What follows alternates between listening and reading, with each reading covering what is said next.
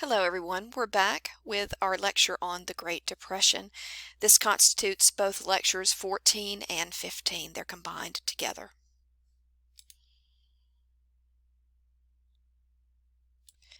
We need to pick up with a reminder of how grim things were looking by the time the 1932 presidential election rolls around. Between 1929 and 1933, 100,000 American businesses failed. Corporate profits declined from $10 billion a year in 1929 on the eve of Black Tuesday to only $1 billion a year by 1933. There were also a record number of bank failures after Black Tuesday, over 6,000 shuttering their doors, leading to Americans losing some $2.5 billion worth of personal and business savings accounts. For those that did manage to get their funds out of their local bank, people are bringing it home. They're stuffing their money in mattresses. They're cramming it in used coffee tins and burying those coffee tins in their backyard for safekeeping. The situation was not helped by the fact that many employers, anxious to save on their bottom line, continued to institute massive layoffs, resulting in a 25% unemployment rate by 1933. As for President Hoover, he continued to maintain the line that prosperity is just around the corner. But American culture began to tell a different story as the reality of the Depression hit home for millions. For instance, popular songs of the day mirrored the country's gradual transition from hope to despair as the crisis dragged on year after year. In 1930, for instance, at the start of the crisis, people sang along to the song, "Happy Days Are Here Again." 1 year later, though, as the national income continued to drop by almost $20 million, people began to relate a little bit more to the song, "I've Got $5." And by 1932, as it was becoming increasingly apparent that hard times were here to stay, the song, "Brother, Can You Spare a Dime?" was on the lips of many. We can see that the Great Depression affected much more than just the nation's economic health. It affected American society and culture in a number of different ways. Many of those struggling, for instance, suffered from a lack of proper food, clothing, and housing. Sharecroppers and poor farmers already living on the edge of subsistence were now starving to death, living in shacks with no running water or electricity. Many of these informal shanty towns became known mockingly as Hoovervilles, making fun of their president. Social workers often reported that children of the poor could not go to school because they had no shoes to wear. Malnutrition rates skyrocketed, and those with weak immune systems, particularly the elderly and the young, were now catching illnesses more easily. Making matters worse was a climate hiccup in the early 1930s, when a lack of rainfall, along with poor topsoil conservation, led to crippling dust storms sweeping across the Great Plains. Entire cars, livestock, houses were buried by swirling clouds of dark earth. This is the Dust Bowl era. Many farming families were simply forced to migrate westward for seasonal labor to places such as California. The crime rate spiked during the Great Depression as formerly law-abiding citizens felt forced to steal to feed their families or rob banks in desperation. Many Americans had to go to soup kitchens and stand in line, what were known as bread lines, where private charities or churches or synagogues would offer free meals to the destitute. The effects on the American family were profound as well. Rates of alcoholism spiked during the period, as did spousal abuse cases. Mental illness and suicide were on the rise as well. You can see the precipitous spike in the suicide rate in the United States, for example, around 1930, from 1930 to 1932. Yet President Hoover was still resistant to the idea of offering direct government assistance to American families during the period. That's why many people were anxious to see and hear from the Democratic nominee for the presidency in 1932, Governor of New York, Franklin Delano Roosevelt. If you recognize the name Roosevelt from our earlier discussion of Theodore Roosevelt, it's because they were cousins. Now, Roosevelt, despite coming from a wealthy family, had very early on developed a desire to help out the poor and those in need. He too had suffered personal tragedy as he was struck with polio at the age of 39 in 1921. From that point forward, he was unable to walk unassisted, and this only increased his sympathy for the suffering and those that were suffering misfortune. FDR, as he is sometimes referred to, ran on a platform of offering Americans a New Deal. He wanted to offer direct aid to the people, and he wanted the federal government to take a much stronger role in the economy. This was in sharp contrast to President Hoover's view of private charities and businesses instead rallying to help the country through the period. Many Americans wanted this active change, and so Roosevelt was elected to the presidency in 1932. And in a period that became known as the 100 Days, Roosevelt and his closest advisors, what became known as his Brain Trust, convened special sessions of Congress and immediately set to work rolling out a host of legislation that became known collectively as his New Deal. Here you can see some of the main themes that Roosevelt will get to work on addressing, some of the major points of bleeding, as it were, in the economy that needed to be addressed first. The Roosevelt administration will ultimately create a number of new agencies to address specific areas that had just not been addressed up until this point. They became known as sort of the alphabet soup of federal agencies. You can see the CCC, for example, the FERA, that all of these will be known by the acronyms of their names.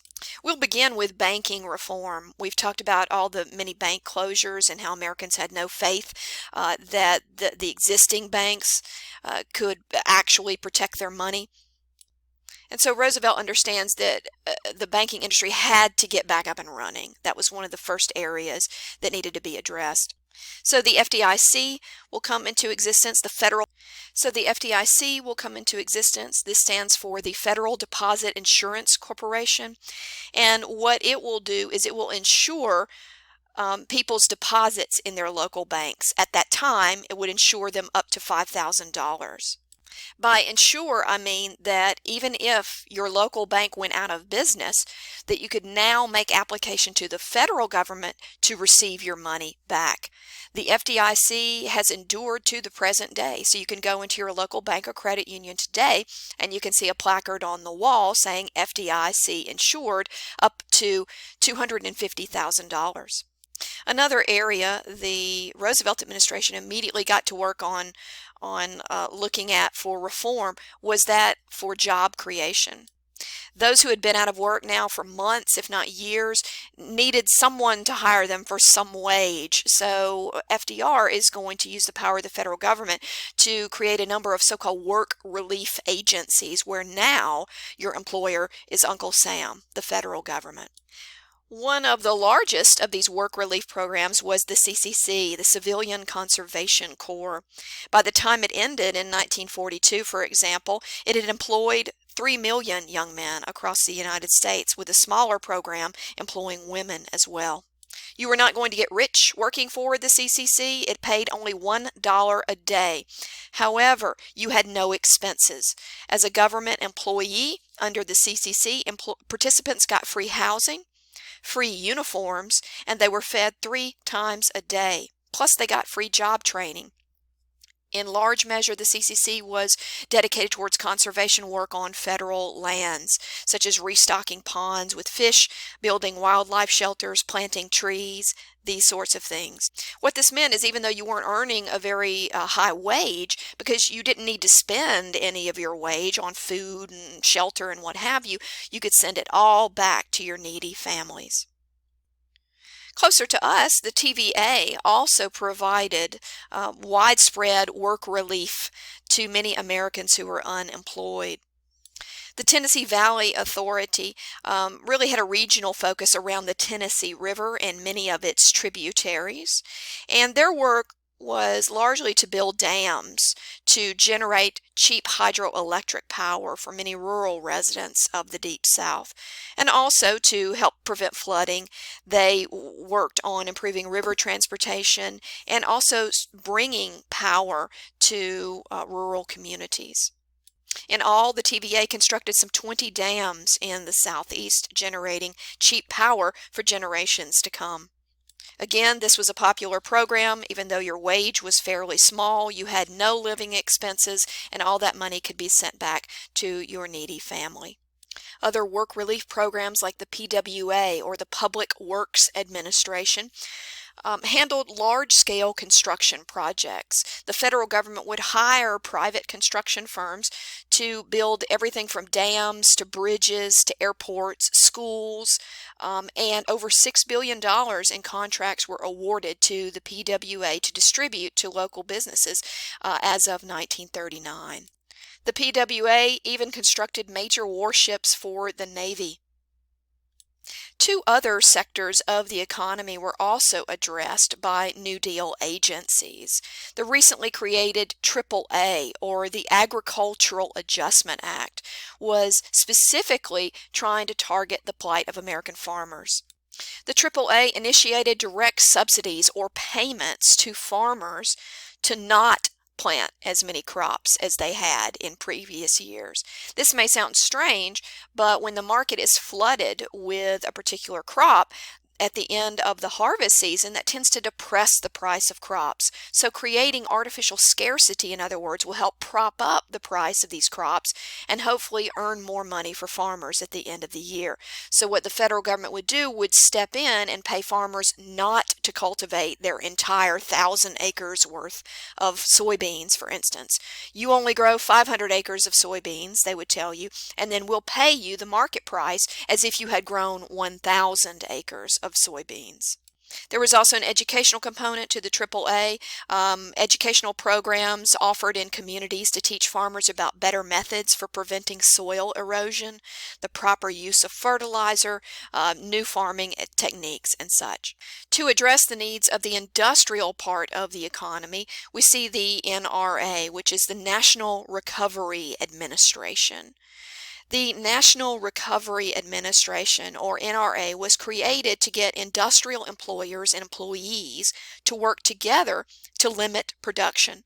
Again, it's the idea of supply and demand.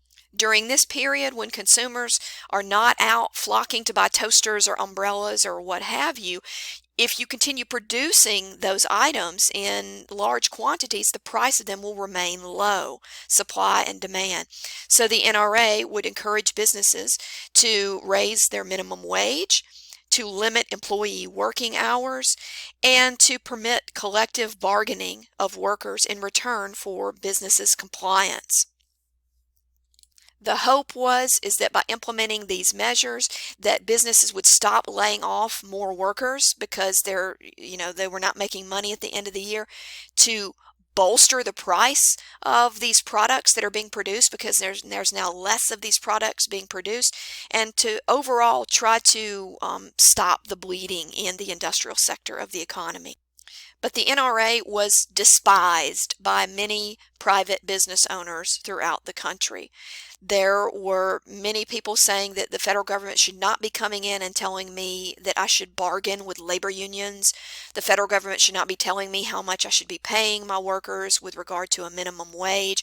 So right from the get-go, we're going to see a lot of resistance to this particular New Deal agency. And in fact, it won't live for very long. It's created in 1933, but business leaders will mount legal challenges to it, and it will be struck down by the Supreme Court in 1935. Another strategy of FDR was to take his cause directly to the public, utilizing a still new medium, the radio. He will hold a series of so-called fireside chats, speaking directly to Americans, updating them on the progress of his New Deal programs and encouraging them to persist despite these many difficulties. These pep talks that the president was giving, this was unprecedented. We had never had a president address the country in such an informal manner and so often that this really served its purpose. It reassured many Americans that something was being done to help them out, so that even if they were having a bad day, they needed to persist. We'll pick up with FDR and the New Deal in the second half of this lecture.